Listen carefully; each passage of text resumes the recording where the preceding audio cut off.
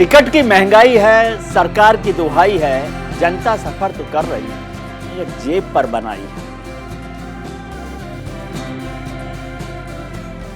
जब घड़ी में बजते हैं रात के 8 तो न्यूज इंडिया पर होती है सत्य की विजय की बात। सत्य जो कभी झुकता नहीं, कभी हारता नहीं, कभी टूटता नहीं। नमस्कार, मैं हूं विजय त्रिवेदी। स्वागत है आपका हमारे 100% रिसर्च वाले शो सत्य के विजय में। हमारा मकसद आपको रिसर्च के माध्यम से खबर का हर पहलू दिखाना है, जिससे आप अपने स्तर पर खबर का पूरा विश्लेषण कर सकें।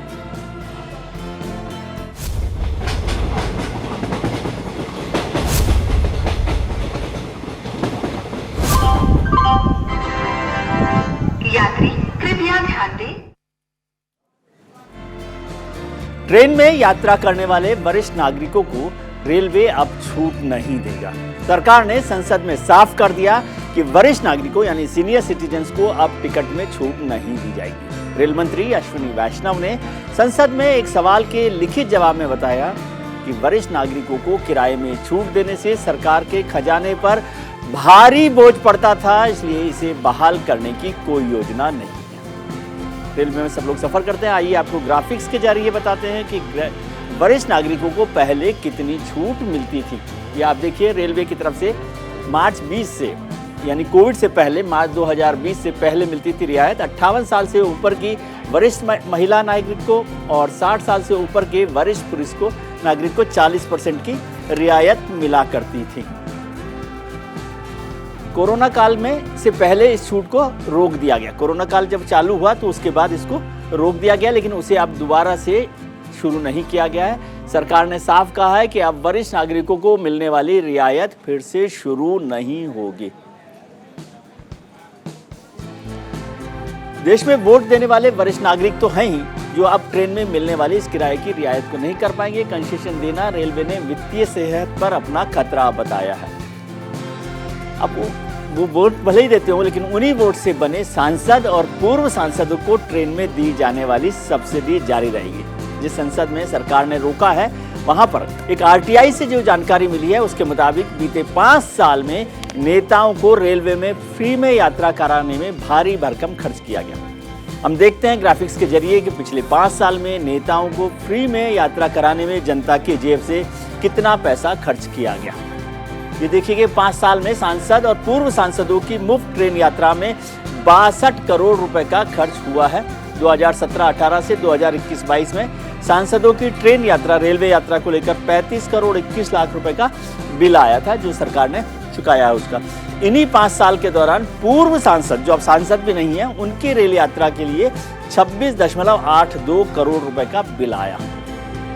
इसी सरकार ने बुजुर्गों पर से उसको जो कंसेशन मिलना था वो खत्म कर दिया। इन सांसदों ने कोरोना महामारी के दौरान भी मुफ्त पास का उपयोग किया, जबकि सरकार ने इस दौरान जो है पूरी जो रियायत थी वो बंद कर दी थी। तमाम तरह की जो रियायत थी वो बंद कर दी थी, लेकिन आपके सांसद, आपके पूर्व सांसद, उनकी रियायतों को बंद नहीं किया गया।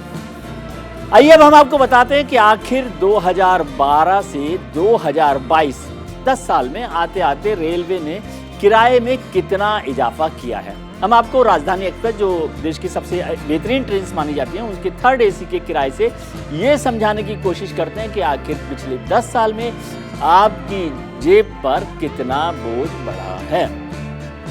ये रेलवे की जो राजधानी एक्सप्रेस है उनकी चर्चा की जा रही है। उनका किराया, जैसे दिल्ली से जम्मू तवी राजधानी एक्सप्रेस है, उसमें 2012 में किराया था 851 रुपये, जो 3rd AC का किराया, और अब 2022 में यानी 10 साल में वो बढ़कर हो गया 1670 रुपये। दिल्ली मुंबई का देखा जाए तो 2012 में 1450 रुपये था, जो अब बढ़कर 3135 रुपये हो गया। दिल्ली हावड़ा की बात करें, कोलकाता की, तो तब 1483 रुपये था, जो अब बढ़कर 2870 रुपये हो गया। ये राजधानी का किराया है। दिल्ली चेन्नई 2012 में 1889 रुपये, 1889 रुपीज़, और अब बढ़कर हो गया 3880 रुपये। हालांकि सरकार ने कहा है कि अब उनका खर्चा इतना बढ़ गया है कि उससे उनको मुश्किल हो रही है, रियायत कैसे दी जाए। ट्रेन में बुजुर्गों को मिलने वाली रियायत का भी रेल मंत्रालय ने full and final thank you कर दिया, लेकिन नेताओं को ट्रेन में दी जाने वाली सब्सिडी जारी रहेगी। इसी मुद्दे पर हमने लोगों की राय जानने की कोशिश की कि आखिर उनका क्या कहना है। देखिए जन का मन। भारतीय रेलवे जिसे घाटी के अंदर बताकर निजीकरण करने का प्रयास किया जा रहा है, इससे भारतीय रेल को नुकसान उठाना पड़ेगा। निजीकरण करने के पश्चात यात्री सुविधाओं की बढ़ोतरी के नाम पर किराए की वृद्धि होगी, जिससे गरीबों ही नहीं मध्यम वर्ग के बड़े तबके को आर्थिक नुकसान उठाना पड़ेगा।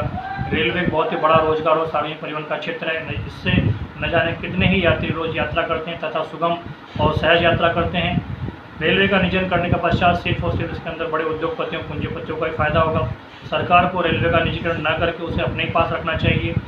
भारतीय जनता पार्टी ने, मोदी जी ने हर भारतीय का वो सपना छीन लिया है, जिसमें वो सोचता था कि वो बड़ा होकर सरकारी अफसर बनेगा, सरकारी नौकरी करेगा।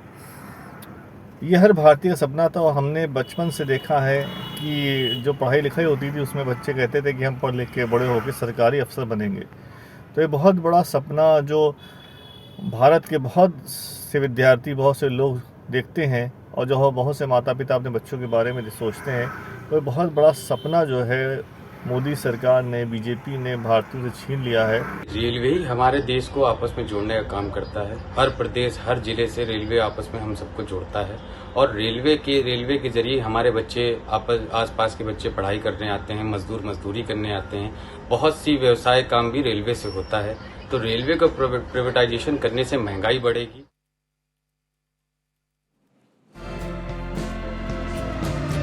रेलवे के इस पूरे मसले पर चर्चा करने के लिए हमारे साथ जुड़ रहे हैं रमेश चंद्र रत्नेश साहब, जो चेयरमैन हैं रेलवे बोर्ड पीएससी के, और संतोष मेहरोत्रा, प्रोफेसर संतोष मेहरोत्रा भी हमारे साथ जुड़ गए हैं।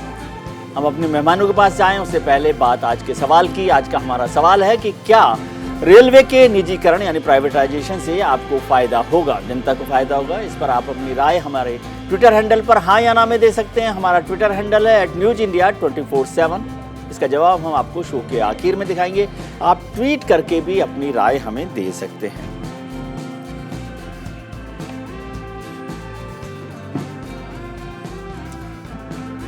चर्चा करते हैं शुरू। हम रमेश चंद्र रत्नेश साहब से शुरू करते हैं, जो रेलवे बोर्ड पीएससी के चेयरमैन भी हैं, और प्रोफेसर संतोष मेहरोत्रा साहब भी हमारे साथ जुड़े हुए हैं, जो हिंदुस्तान की अर्थव्यवस्था को बहुत गहराई से समझते हैं। आप दोनों का बहुत बहुत स्वागत है। रत्नेश साहब, जो सरकार ने फैसला किया है उसको आप किस तरह से देख रहे हैं? क्या सरकार बहुत घाटे में आ जाएगी अगर बुजुर्गों के कंसेशन को ख़त्म कर दिया गया है तो, या उसको चालू रखा जाए तो?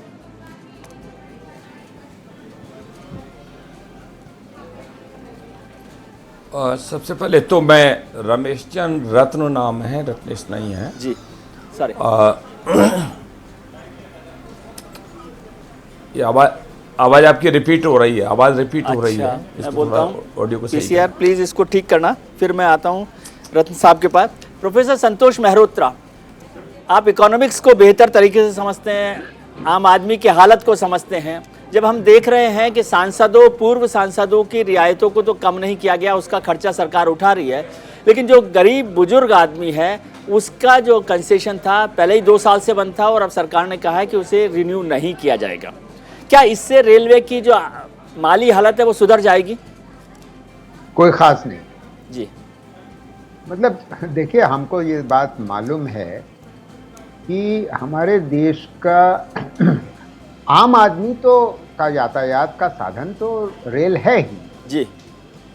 तो ये पूर्ण रूप से संभव है जो गरीब हैं और छोटी वाली क्लास में चलते हैं जी, उनके लिए तो रियायत और सब्सिडी बनी रहनी चाहिए जी। मगर इसमें कोई दो राय नहीं है कि सेकंड एसी और फर्स्ट एसी के लिए दाम बढ़ाना आवश्यक हो गया है। वैसे भी आपने जो रेट्स दिखाए जी कि 2012 से 2022 के बीच में थर्ड एसी का लगभग दुगना हुआ है सर। जी, लगभग दुगना हुआ है।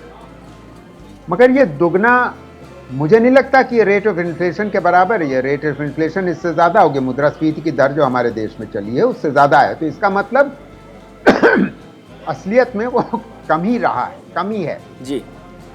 एक और इसका पहलू है जो हमारी अर्थव्यवस्था के लिए बहुत घातक है। और फिर मैं तीसरी बात निजीकरण पे आऊँगा। जी दूसरी बात ये है कि हमारे देश में दुर्भाग्यवश जो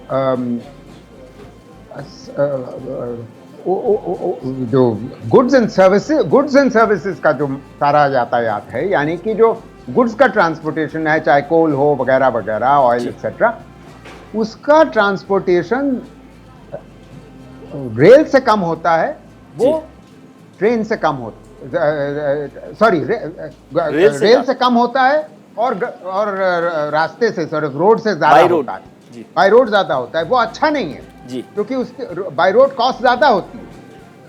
तो अब दिक्कत यह है कि सरकार ऐतिहासिक रूप से आम आदमी को जो रियायत देती रही है, उसकी वजह से वो उस पर दाम नहीं बढ़ा रही, यानी कि जो गुड्स ट्रांसपोर्टेशन है जी, जिसकी वजह से गुड्स ट्रांसपोर्टेशन उतना एक एफिशिएंट नहीं है, क्योंकि रेलवे ट्रांसपोर्टेशन एक एफिशिएंट तरीका है जी, और दूसरा कॉस्ट ज्यादा है इंडस्ट्री के लिए। तो इस समय बहुत जरूरी है, क्योंकि आमदनी लोगों की कम हुई है, कि इस तरीके की रियायतों को कम ना किया जाए जी, मगर जो उच्च श्रेणी के जो क्लासेस हैं उन पे दाम बढ़ाया जाए, इसमें कोई दो राय नहीं जी। और आखिरी बात मैं ये कहूंगा कि सरकार की ये जो निजीकरण वाली सर, निजीकरण पर हम चर्चा करेंगे, निजीकरण पर विस्तार से आपसे चर्चा करेंगे। रमेश चंद साहब, आप यदि मेरी आवाज़ सुन रहे हैं तो मैं आपकी टिप्पणी पहले चाहता हूं कि जो भारत सरकार या रेल मंत्रालय जिस तरह से देख रहा है, आप आज की हालत को कैसे देख रहे हैं? मैं मोटे तौर पर आपसे समझना चाहता हूं रेलवे को लेकर।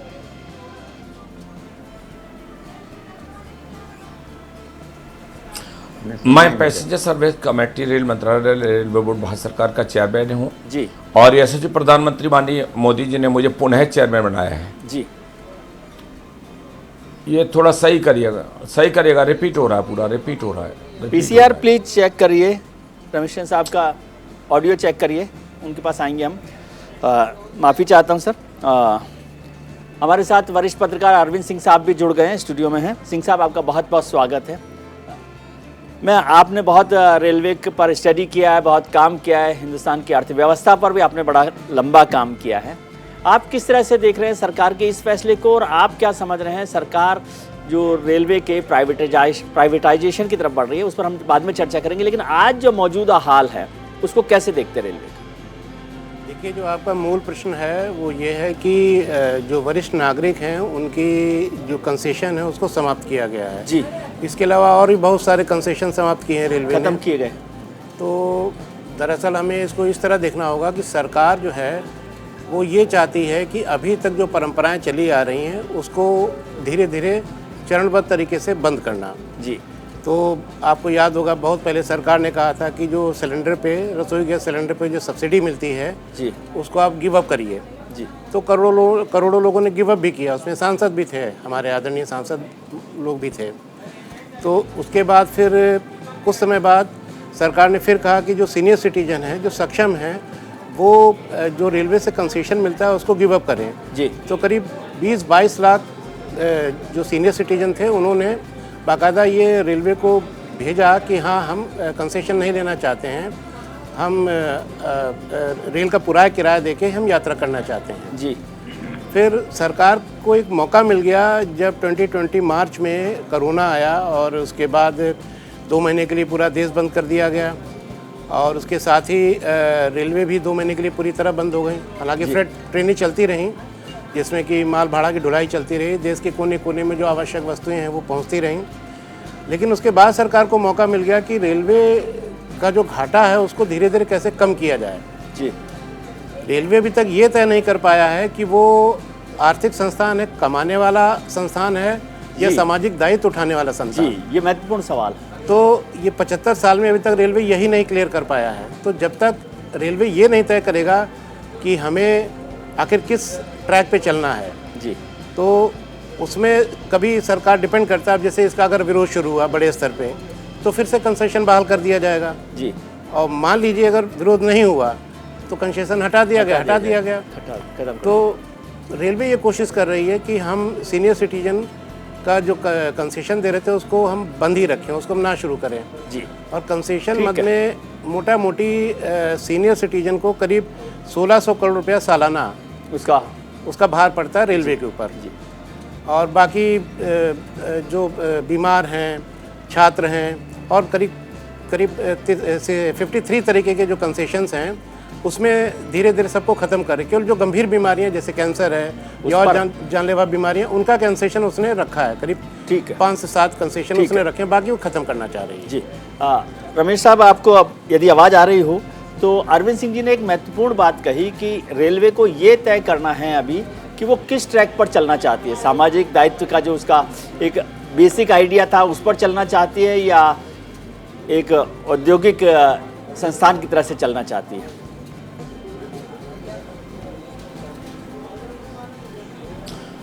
भारतीय रेल देशाटन का सर्वोत्कृष्ट माध्यम है, विकास का पहिया भी है। जैसा कि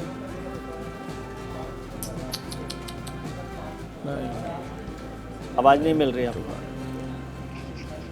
पीसीआर प्लीज देखिए। कुछ तो आवाज़ आ रही है, ऐसा भी नहीं है कि बिल्कुल नहीं आ रही है जी। अब मिल रही है आपको आवाज़ सर?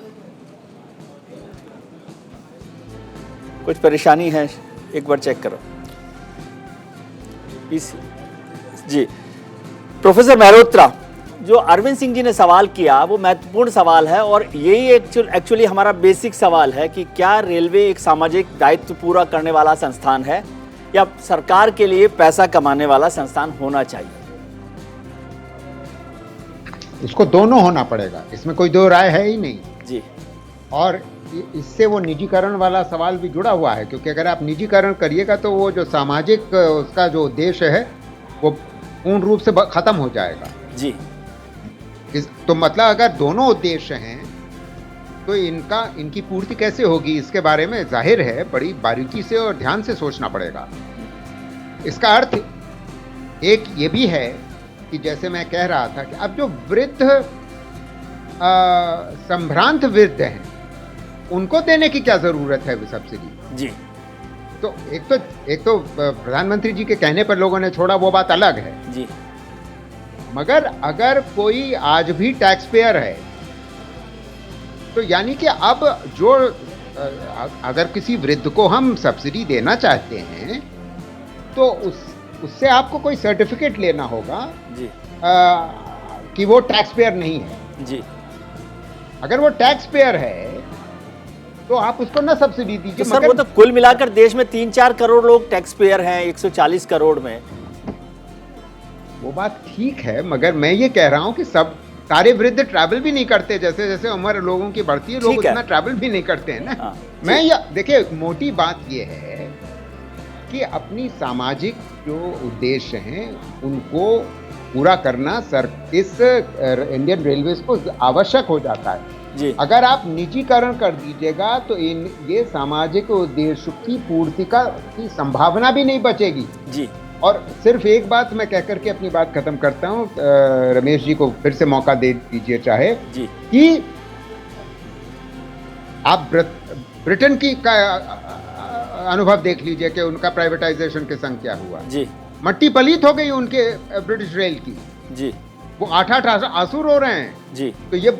तो ये जो national monetization pipeline NITI Aayog ने जारी करी थी अभी 1 साल भर पहले, जिस पे कम से कम इन्होंने 2 कदम पीछे लिए हैं। ये तो 400 स्टेशन बेचना चाहते हैं, न जाने कितनी ट्रेनें बेचना चाहते हैं, कोंकण रेलवे बेचना चाहते हैं। ये बहुत ही ये बिल्कुल दूरदर्शी नहीं है। ठीक है जी जी। रमेश साहब, क्या आपको आवाज मिल पा रही है ठीक से मेरी? जी जी आ रही है जी। आपकी टिप्पणी चाहते हैं। आपने सवाल हमारे दोनों मेहमान जो हैं उनके सुने हैं, बात सुनी है। सबसे पहले तो आप जी नहीं दोनों मेहमान की मैं पूरी बात नहीं सुन पाया क्योंकि आवाज़ बहुत साइड आ रही थी, तो फिर बीच में माफ़ी चाहता हूँ जी। फिर वही है, लेकिन चलिए मैं बात कर रहा हूँ जी। बात यह कि रेलवे जो है life line of the nation है और विकास का पहिया भी है जी। देशाटन का माध्यम भी है, लेकिन ये कहना कि सामाजिक स्थिति को बदलते हुए क्या इसका स्वरूप रहेगा। मैं पूछना चाह रहा हूं कि आज तक कोविड-19 में जिस तरीके से भारतीय रेल ने 24/7 जिस तरीके से खाद्य सामग्री, रसद सामग्री, मेडिकल उपकरण, कोयला, डीजल नहीं पहुंचाया होता तो देश की, भारत की विश्व में क्या हालत होती, ये शायद देखने वाली बात थी। इसके लिए इस प्रधानमंत्री बने मोदी जी ने भी तारीफ की कि रेल अधिकारियों ने अपनी जान न्यौछावर करके एक इतिहास लिखने का कार्य किया। लेकिन निजीकरण का एक जो सबसे, चूंकि अब not leader president supreme court में ये बताना चाहता हूँ, निजीकरण और रेल बेच दी, जहाज बेच दिया, पता नहीं क्या क्या बेच दिया, कहने की बात जो है ये पूछना चाहता हूँ, क्या पटरी हमारी, पायलट हमारा, कोच हमारा, स्टेशन मास्टर हमारा था, है, रहेगा, सारा सिस्टम निजीकरण नहीं है, ये जन सहभागिता है। क्या सारा हमारा जो सेटअप है रेलवे का, स्टेशन मास्टर से लेकर के, कोच से लेकर के, कुछ फैक्ट्री से लेकर के, ये एजिट रहेगा।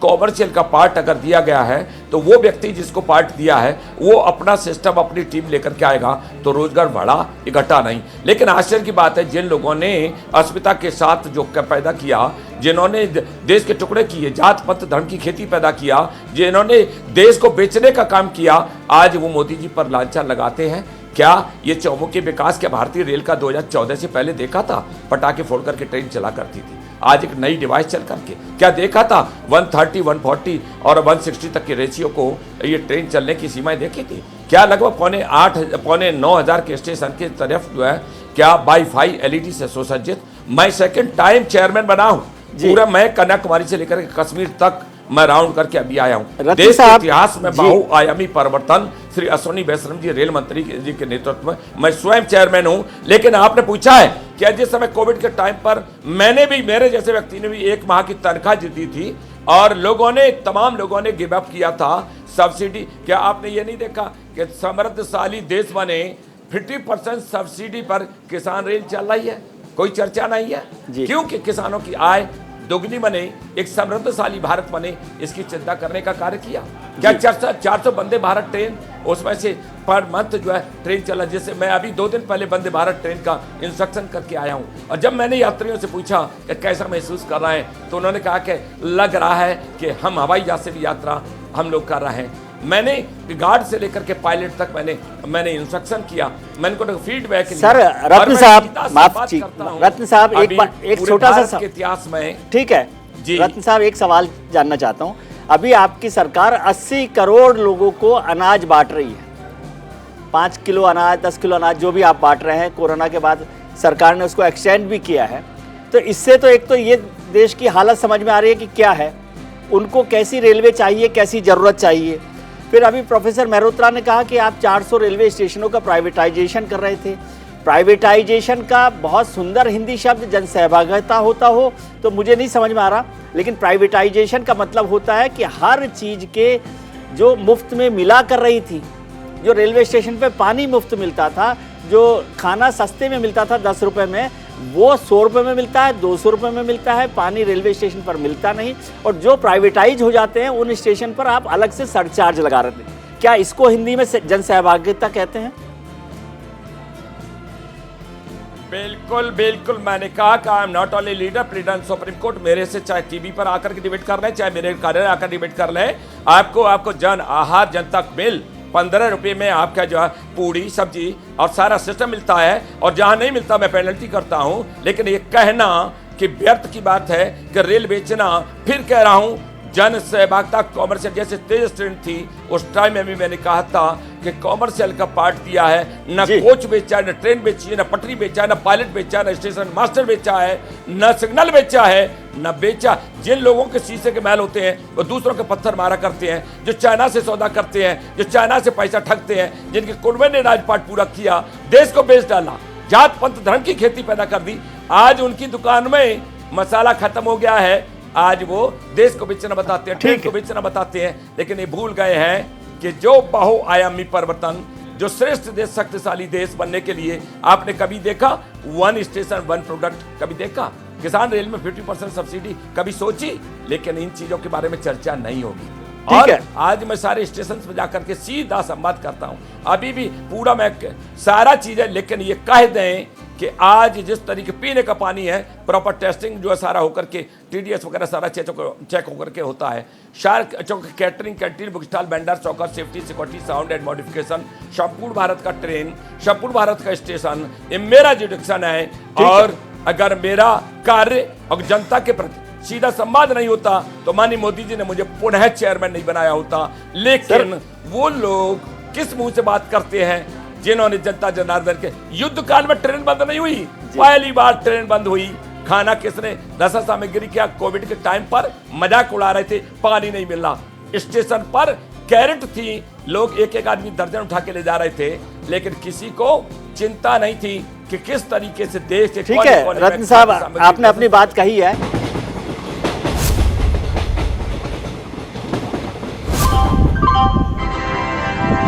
यात्री कृपया ध्यान दें। इस पूरे मामले पर कांग्रेस सांसद राहुल गांधी ने कहा कि केंद्र सरकार को बुजुर्गों की सुविधा की कोई चिंता नहीं है। इस सरकार के पास पूंजीपतियों के करोड़ों रुपए माफ करने के लिए तो पैसे हैं, लेकिन देश के बुजुर्गों को रेल टिकट में छूट देने के लिए पैसे नहीं। राहुल गांधी ने ट्विटर पर लिखा कि विज्ञापनों का खर्च 911 करोड़ रुपए, नया हवाई जहाज 8,400 करोड़ रुपए, पूंजीपति मित्रों के टैक्स में छूट 1,45,000 करोड़ रुपए प्रति साल। लेकिन सरकार के पास रेलवे में बुजुर्गों को छूट देने के लिए 1,500 करोड़ रुपए नहीं है। मित्रों के लिए तारे तक तोड़कर लाएंगे मगर जनता को कौड़ी कौड़ी के लिए तरसाएंगे।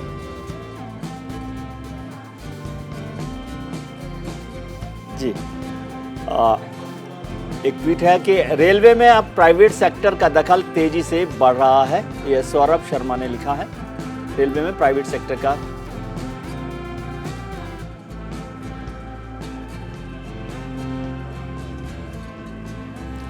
रेल मंत्रालय ने इस बात का भी पूरा हिसाब दे दिया कि वरिष्ठ नागरिकों को छूट देने से खर्चा कितना ज्यादा हो रहा था। अब आइए आपको रेल मंत्री ने जो संसद में खर्च का ब्यौरा दिया वो भी आपको बता दें।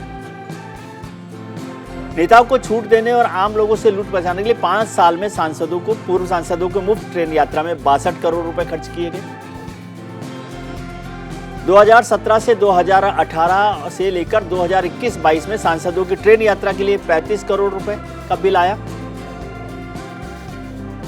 इन्हीं 5 साल के दौरान पूर्व सांसदों की ट्रेन यात्रा के लिए 26.82 करोड़ का बिल आया। हमारे साथ अरविंद सिंह जी, प्रोफेसर संतोष मेहरोत्रा और रमेश रत्न साहब हमारे साथ जुड़े हुए हैं। अरविंद सिंह जी, थोड़ा सा आप समझाइए, आप बहुत रेलवे पे काम किया है, समझ रहे हैं। रत्न साहब ने बहुत अच्छी बातें बताई हैं, बहुत तरीके से बताया कि रेलवे कैसे बेहतरी का काम कर रही है।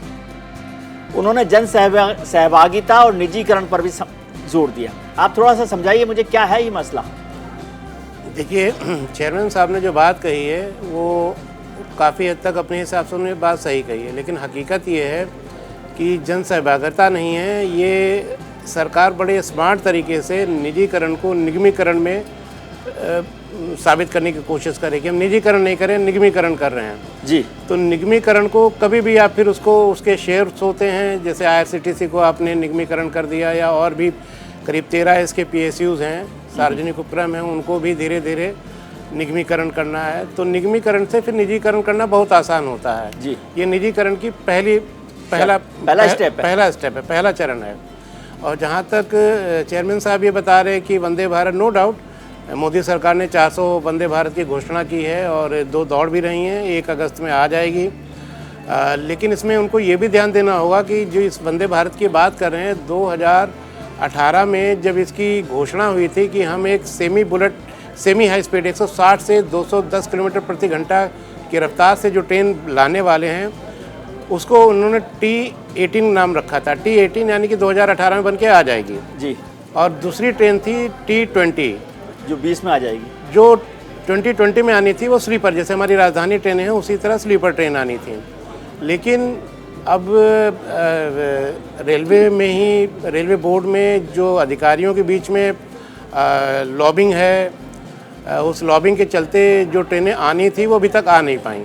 हालांकि सरकार की कोशिश है कि जैसा कि प्रधानमंत्री मोदी जी ने कहा कि हम 15 तक, इसी साल 15 अगस्त तक कुछ ट्रेनें और हम पटरियों पे दौड़ा देंगे और रेलवे प्रयास भी कर रहा है, हो भी जाएगा। जी। मुद्दा यहाँ पे ये आता है कि जब भी कोई प्रोजेक्ट होता है या कोई प्रोडक्शन होता है, अगर वो टारगेट समय से आगे जाता है तो जाहिर सी बात है उसका कॉस्ट उसकी बढ़ जाती है। जब कॉस्ट बढ़ती है तो उसका सीधा सीधा असर पब्लिक पे जाता है। अल्टीमेटली सरकार अपनी जेब से नहीं देने वाली है और जो कंस्ट्रक्शन कंपनी है या जो ठेकेदार हैं वो अपनी जेब से नहीं देंगे जी। उसकी वसूली आम जनता से ही होगी। तो वंदे भारत नो डाउट अच्छी ट्रेन है और भी आ रही हैं, लेकिन बात वही आ गई कि जो ट्रेन 20 थी वो कहाँ है जी। 3 साल गुजरने के बाद भी अभी T20 जिसको हम राजधानी के विकल्प के तौर पे देख रहे थे, वो अभी तक नहीं कहीं पे आ रही है। तो ये तो हुआ चेयरमैन साहब की बात का एक जवाब जी। दूसरी बात जो उन्होंने कही सहभागिता, तो सहभागिता के एवज में जो आदमी इन्वेस्टमेंट करेगा उसे रिटर्न भी चाहिए जी। ये तो इकोनॉमी का फार्मूला है कि जो इन्वेस्ट करेगा उसे रिटर्न भी चाहिए विद इंटरेस्ट। तो ये सहभागिता नहीं, इसको निगमीकरण ही कह सकते हैं अभी। ठीक है।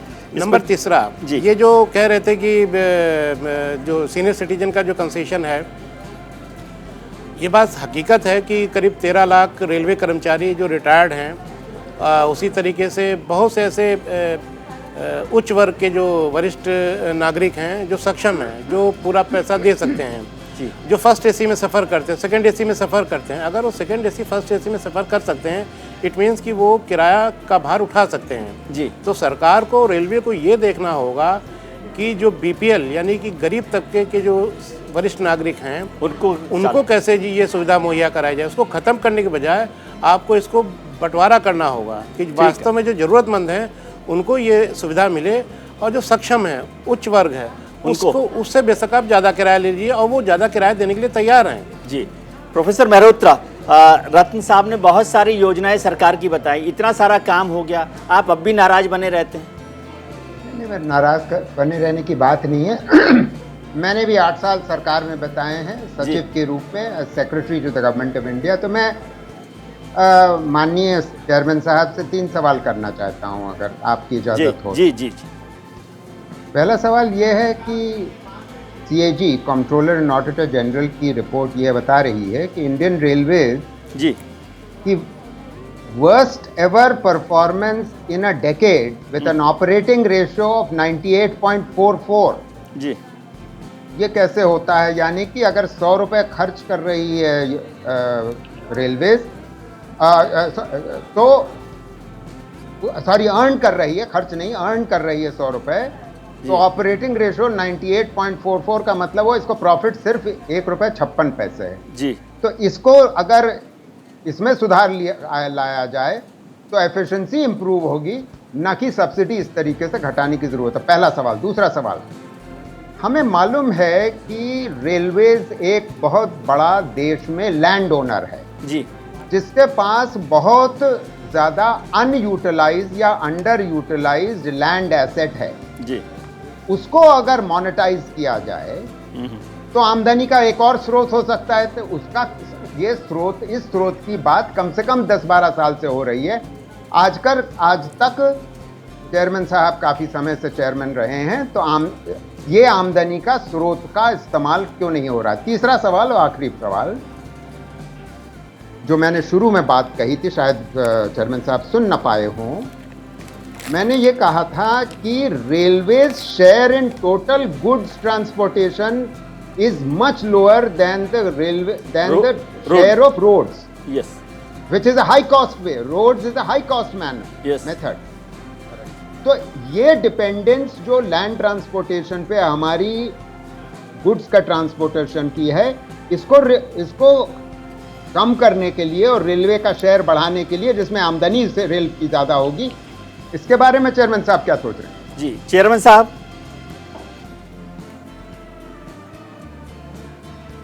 मैं सम्मानित अपने दोनों वक्ताओं ने जैसा बात कही, इससे पहले तो मैं बारीकी से कहना चाहूँगा। पहले तो राहुल जी का ट्वीट के बारे में कहना चाहूँगा जी।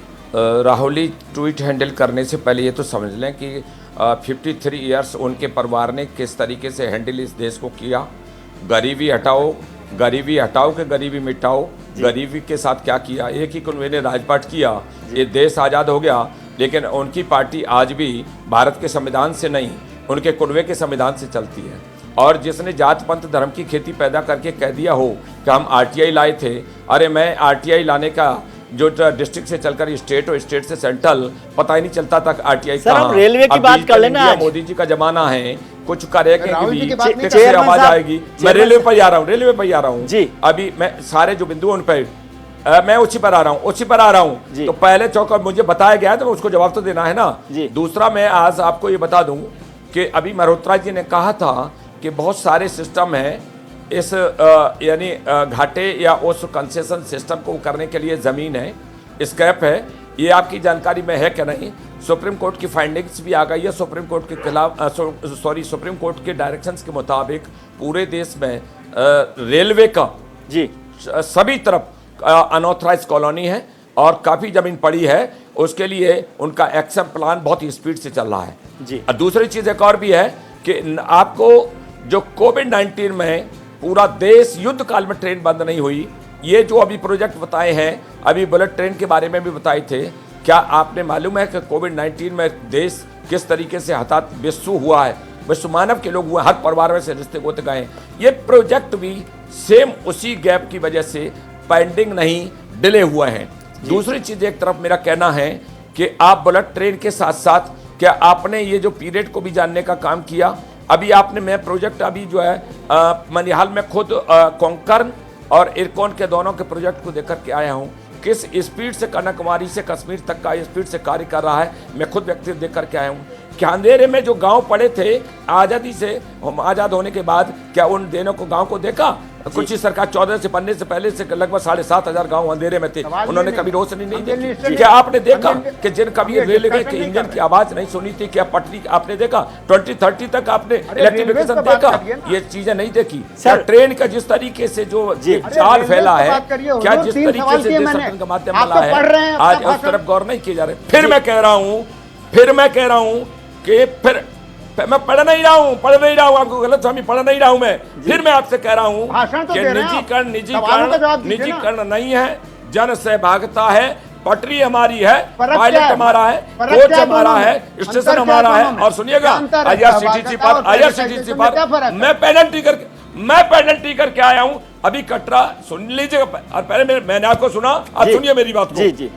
कटरा में जितने बार भी पीएसयू है, आईआरसीटीसी है, मैं पेनल्टी करके आया हूं, मैं चेयरमैन हूं, तो पीएसयू का मतलब ये नहीं है कि मेरा पार्ट एज ए चेयरमैन हट जाएगा। गलत फहमी है ये सारा जन सेवा डिजिटल सिस्टम में सारा ऑनलाइन। चेयरमैन साहब, ये अरविंद सिंह जी ने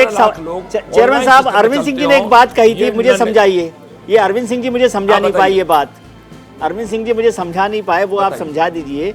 उन्होंने कहा कि निजीकरण नहीं, निगमीकरण कर रहे हैं, और निगमीकरण जो है वो फर्स्ट स्टेप ऑफ निजीकरण है, प्राइवेटाइजेशन है। क्या ऐसा ठीक है? ऐसा है शायद। अरविंद जी को ये भी बता दूं कि मैं MMM में हूं, मैं इकोनॉमिस्ट भी हूं, राजनीतिक और सामाजिक 3 शास्त्र का मेरा ज्ञान है, और वैसा नहीं हूं। 48 ईयर्स का पॉलिटिकल कैरियर है मेरा, 43 ईयर्स का प्रैक्टिसिंग लॉयर हूं। आपको ये जानकारी दे दूं कि जो निगमीकरण जो बता रहे हैं, क्या आज आपको बता दूं, मैं खुद सादा जितनी संस्था देख करके आया हूं, जितने भी इंडिविजुअल कैपेसिटी में एजेंसी लिए हुए हैं, मैं सब पे पेनल्टी कर रहा हूं। मुझे तो किसी ने नहीं रोका, सरकार ने नहीं रोका। अनियमितताओं को दुरुस्त करना ही तो मेरा कार्य है। क्या निजीकरण इसे कहते हैं कि जहां कॉमर्शियल का पार्ट दिया है, मेंटेनेंस का पार्ट दिया है, कौन सी कोच मेरी हमारी फैक्ट्री बन रहा है, प्लेटफॉर्म हमारा है, पटरी हमारी है, सब सिस्टम था है रहेगा। इसलिए देश को बदनाम ना करो।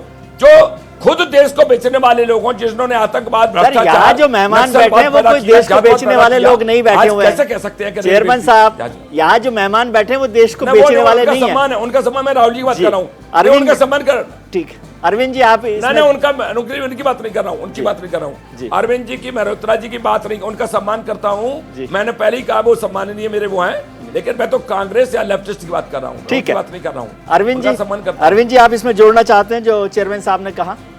नहीं, देखिए, चेयरमैन साहब जो बात कह रहे हैं उनको वही बात कहनी है, लेकिन वो तकनीकी, नो डाउट वो बहुत पढ़े लिखे इंसान हैं। मेरी उनसे एक छोटी सी मुलाकात है, 5-7 मिनट की, उन्हें याद आ रहा होगा, उनके चैम्बर में ही मैं आया था। मुद्दा ये है कि रेलवे को अब सरकार एक नए तरीके से चलाना चाहती है, जो कि हो सकता है आज की ज़रूरत भी हो। जी। अब निगमीकरण का मतलब है कि कह रेल हमारी, पटरी हमारी, इंजन हमारा, कोच हमारी, पायलट हमारे, सब उनके, नो डाउट वो बने रहेंगे, क्योंकि देश में कोई ट्रेनिंग सेंटर ऐसा नहीं जो ट्रेनें चलाने का जो है ट्रेनिंग देता हो। जी। है ना। और उसी तरीके से जब दिल्ली से हावड़ा के लिए ट्रेन चलती है तो बीच में करीब 75 स्टेशन पड़ते हैं, और किस समय कौन सी ट्रेन गुजरेगी, कैसे होगा, वो एक्सपर्टीज़ होती है। 20-20 साल के उनके पास एक्सपीरियंस होते हैं, तभी ट्रेन के एक के पीछे एक ट्रेन चलती है, कोई एक्सीडेंट नहीं होता है। मुद्दा वो नहीं है, मुद्दा ये है कि सरकार दरअसल रेलवे का रंग और रूप स्वरूप बदलना चाहती है। निगमीकरण का मेरा अर्थ ये है कि जो अभी प्रोडक्शन हो रहा है, मान लीजिए कोच बना रहे हैं, इंजन बना रहे हैं, पार्ट्स बना रहे हैं, तो सरकार ये चाहती है कि रेलवे विशुद्ध रूप से सिर्फ ट्रेनें चलाए और बाकी सारी जो चीज़ें हैं वो हम दूसरे प्राइवेट प्लेयर हैं वो तैयार करके हमको दें। और तो उसमें नुकसान क्या हो रहा है ये समझाइए ना मुझे। नुकसान ये हो रहा है कि सरकारी नौकरियां कम हो जाएंगी। जी। और एज ए कंज्यूमर को ये नुकसान होगा? कंज्यूमर को नुकसान जाहिर सी बात होगा कि जो प्राइवेट कंपनियां होंगी वो प्रॉफिट देखती हैं। जी। कोई भी यहाँ धर्मार्थ के लिए नहीं आता है। ठीक है। रेलवे धर्मार्थ कर रही है, जैसे कंसेशन दे रही है। प्रोफेसर मेहरोत्रा, कोई आपका छोटा सवाल है ताकि फिर मैं चेयरमैन साहब का जवाब लूँ, वक्त कम है मेरे पास। मेरे 3 सवाल तो अभी तीनों सवाल मेरे कायम है, मेरे पास तो जवाब नहीं आया कोई भी तीनों सवाल। ठीक है, चेयरमैन साहब को क्यों लगाएगा? जी जी रत्न साहब जी जी आप जवाब दीजिए। अरविंद जी, मेरा आग्रह के साथ ये कहना है कि कोई भी पहला तो ये है कि ये पीएसयू या एजेंसीज जिनको हम सिस्टम दे रहे हैं और सिस्टम के साथ मेंटेनेंस का पार्ट उनकी चिंता, तो वो रोजगारित और लोगों को बढ़ाएंगे। लेकिन एक बात बताओ, अगर वो पैसा क्यों लगाएंगे जब उनको प्रॉफिट नहीं मिलेगा, तो लगाने का क्या मतलब है? जी। क्या हम अर्थशास्त्र को, उन सारे सिस्टम को नकार दें जो एक मुद्रास्फीति और सारे सिस्टम को क्यों लगाएंगे? भाई पैसा लगा रहे हैं तो इसलिए तो मेंटेनेंस दे रहे हैं, कॉमर्शियल का पार्ट दे रहे हैं। लेकिन इसका मतलब ये थोड़ी ना कि मैं चेयरमैन, मेरे हाथ में कंट्रोल नहीं रहेगा, मेरे हाथ में ही कंट्रोल रहेगा। क्या जीएम हट जाएंगे? क्या डीआरएम हट जाएंगे?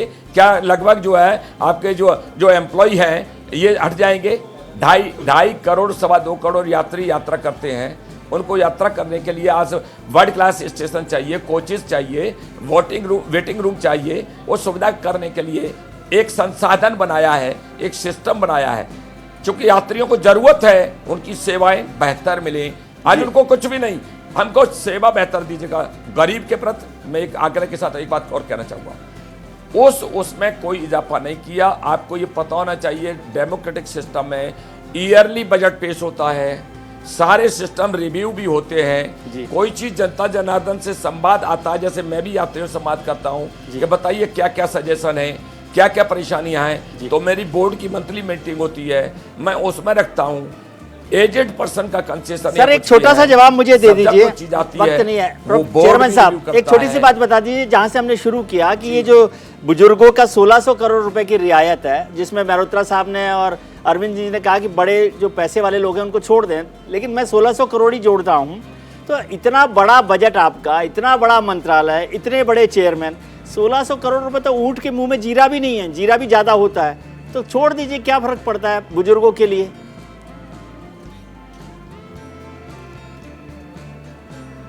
देखिए, सरकार भी और बोर्ड भी बहुत सारी चीज़ों का गंभीरता से चिंतन करता है जी, रिव्यू भी करते हैं। लेकिन ये मैं आपको बता दूं, जिस तरीके से कोविड में ट्रेन भी रद्द हुई, खान पान भी रद्द हुआ, लेकिन बेडरोल भी रद्द हुआ, वो पुनः रेस्टोर हो रहा है। और बहुत सारी चीज़ें हमने भी सजेशंस दिए हैं। लेकिन फॉर द टाइमिंग ये कहना औचित्यपूर्ण नहीं होगा कि ये किया, क्योंकि लोगों ने गिव अप किया। जी, मैंने कहा था ना कि मैंने खुद अपनी 1 महीने की तनख्वाह अपने साथियों सहित सारी जो है मतलब डोनेट की, और लोगों ने, मैंने नहीं, पूरे देश के लोगों ने किया। अगर न किया होता तो देश नहीं बच पाता। चलिए, बहुत बहुत धन्यवाद आपका कि आपने वक्त निकाला। प्रोफेसर मेहरोत्रा, अरविंद सिंह जी, आपका भी बहुत बहुत शुक्रिया कि आपने वक्त निकाला। चेयरमैन साहब ने पूरी जानकारी दी, उसके लिए बहुत शुक्रिया। आज हमने शो की शुरुआत में आपसे एक सवाल पूछा था कि क्या रेलवे के निजीकरण से आपको फायदा होगा, प्राइवेटाइजेशन से। इस पर 35% लोगों ने हाँ के पक्ष में वोट किया है, वहीं 65% लोग इसके पक्ष में नहीं है। यानी 65% लोग समझते हैं कि इसके प्राइवेटाइजेशन से कंज्यूमर को या जो यात्री है उसे कोई फायदा नहीं होगा। ये जनता की राय थी। आपने राजनेताओं की राय सुनी, हमारे पैनलिस्ट की राय सुनी। अब आखिर में एक छोटी सी बात मेरी भी, यानी विजय व्यूह। वैष्णव जन तो तेने कहिए, जो पीर पराई जाने रे।